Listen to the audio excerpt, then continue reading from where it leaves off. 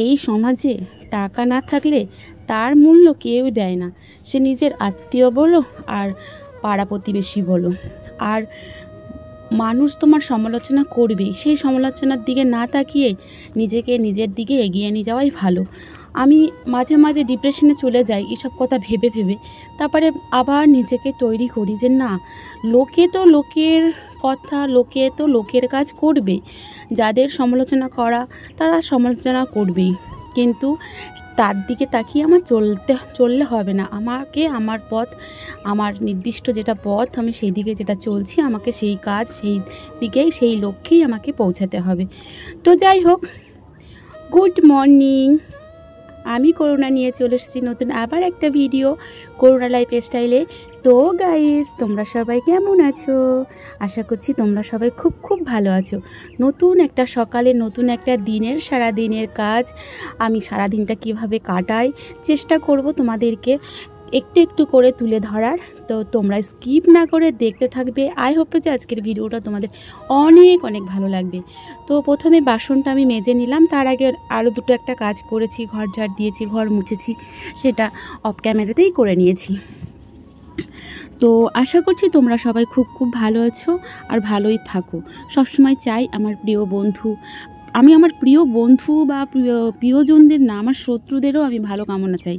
আমার যারা শত্রু তারাও যেন ভালো থাকে, কারণ সবাই যদি ভালো থাকে তাদেরকে নিয়ে দুশ্চিন্তা করা যায় না। এই ধরো আমার আত্মীয় স্বজনের মধ্যে কোনো একজন যদি কমজোরি থাকে, তাহলে বাকি পাঁচজন, ধরো আমরা পাঁচজন আত্মীয়, তো তার মধ্যে একজন আত্মীয় যদি কমজোরি হয়, তাকে বাকি চারজন তুলে নেওয়া উচিত।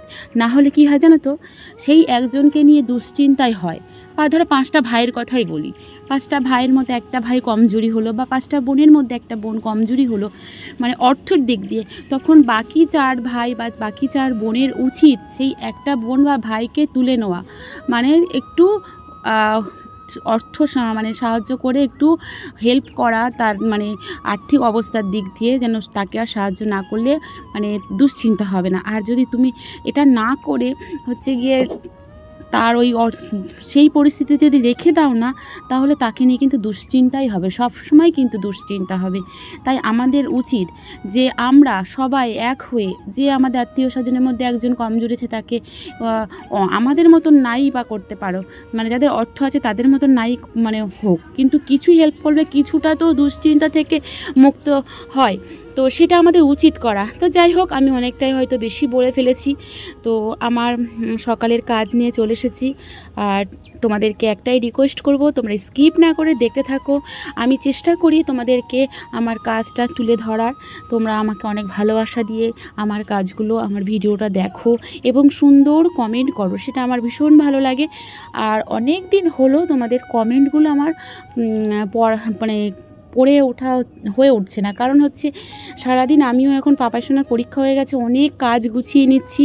তারপরে এই যে উনুন দেখেছো, অনেক উনুন করছি, তাও সবাই বলছে আমাকে একটা করে দাও, আমাকে একটা করে দাও, কিন্তু ভীষণ কষ্ট ওই উনুন তৈরি করা, মানে কোমরে লাগে। তো যাই হোক, যে কটা করছি 7-8টা মতন, সেইগুলো কমপ্লিট করে, আর এই যে কাঁথার এই কাজগুলো করে, আর আমি এডিট ফেডিট করে সন্ধ্যাবেলার দিকে আসি, তখন আমার এই একটাই ফোন, তো কমেন্টগুলো কখন লিখবো, কখন পড়বো, সেই জন্য করা হচ্ছে না।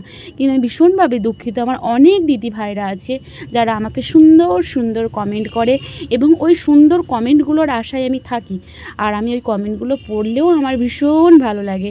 তো যাই হোক, মোটামুটি সব কাজ সেরে স্নান করে চলে এসেছি ঠাকুরের বাসন নিয়ে।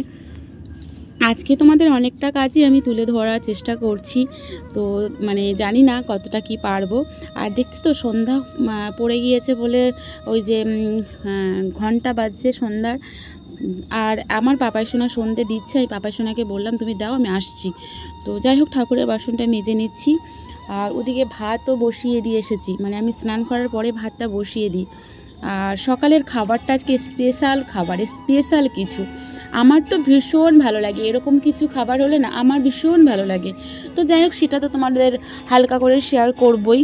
তো আর এই দেখো, ঠাকুরের বাসন মেজে আমি যাচ্ছি ফুল তুলতে। আর এখন হচ্ছে আমাদের ঠাম্মা বাড়ি নেই, আর ভক্ত ওখানে রোদ পোহাচ্ছে, তো বেশি ফুল তুলবো না। ফুল কিনে নিয়ে এসেছিলো, মানে গাঁদা ফুল কিনে নিয়ে এসেছিলো, আর বাবা এসে নয় দেখো ঘুম থেকে উঠে ব্রাশ করছে আর খেলা করছে, তাই ওকে বললাম ওটা রেখে দিতে।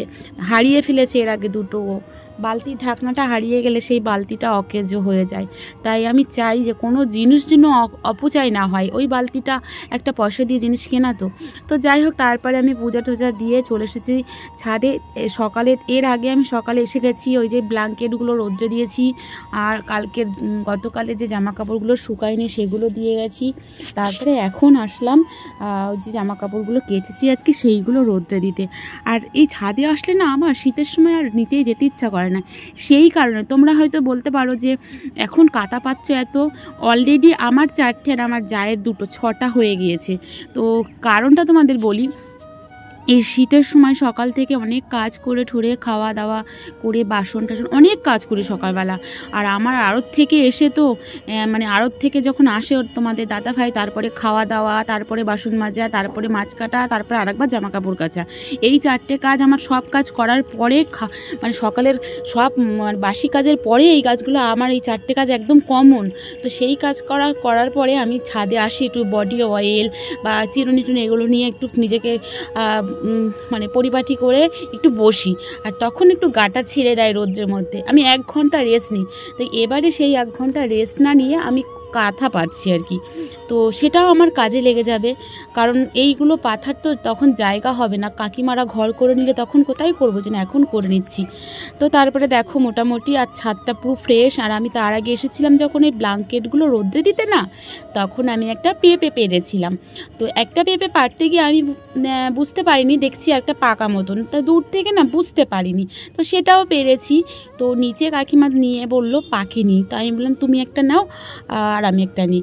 তো এটা কাকিমাদেরই গাছ, কখনোই আমাদের পেঁপে কিনে খেতে হচ্ছে না, গাছ থেকেই যত পেঁপে হচ্ছে বেশিরভাগ পেঁপে আমরাই খাই, বেশিরভাগটা আমরাই খাই। তোমাদের দাদাভাই পেঁপের সিদ্ধটা খেতে ভীষণ ভালোবাসে, ও পেঁপে সিদ্ধ খায়, হয়তো পরপর 2 দিন দিলাম বা আবার একদিন গ্যাপ দিয়ে দিলাম এরকম।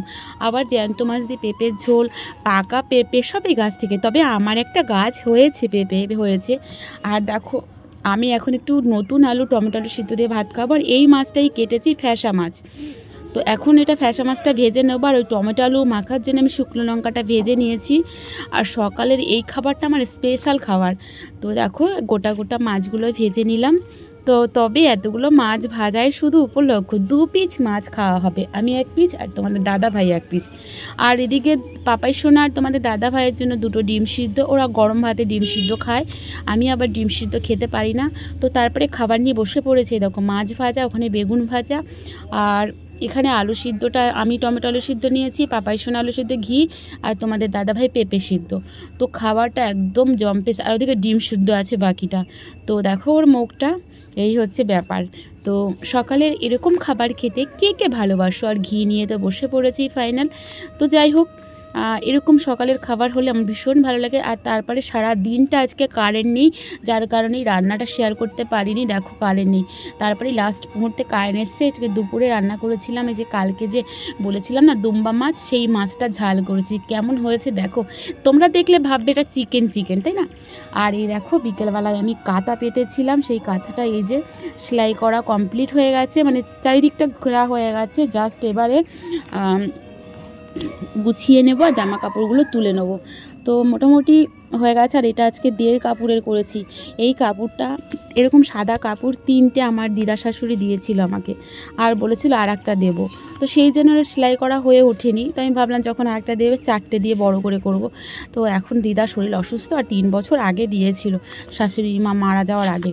তো যাই হোক, আমি ওটা দিয়েই সেলাই করে নিলাম। তবে সুন্দর হয়েছে, যখন গুছিয়েছিলাম না সুন্দর হয়েছে দেখলাম কমপ্লিট করার পরে। তা দেখো এখন সাইড দিয়ে আমার খোপ কাটা, চারিদিকে ঘিরে মানে সেলাই টেলাই সব হয়ে গেছে। তো আমি একটু টাইম আছে বলে আবার একটু এক্সট্রা সেলাই করে নিচ্ছি।